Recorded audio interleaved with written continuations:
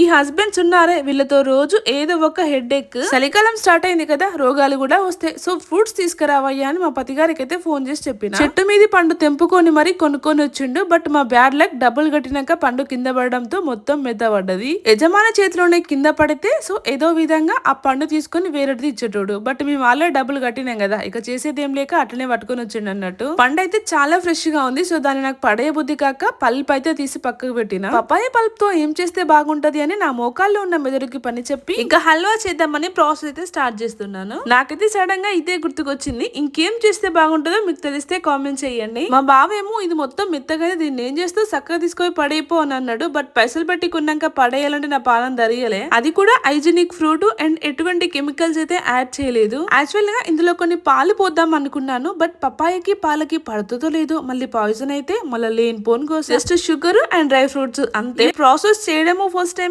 And తినడము కూడా. But తిన్నాక టేస్ట్ మాత్రం చాలా బాగుంది. ఎనీవే ఇంతవరకు చూసినందుకు చాలా థ్యాంక్స్. వీడియోకి ఒక చిన్న లైక్ ఇచ్చి ఛానల్ ని సబ్స్క్రైబ్ చేసుకోండి. See in the next video. Bye.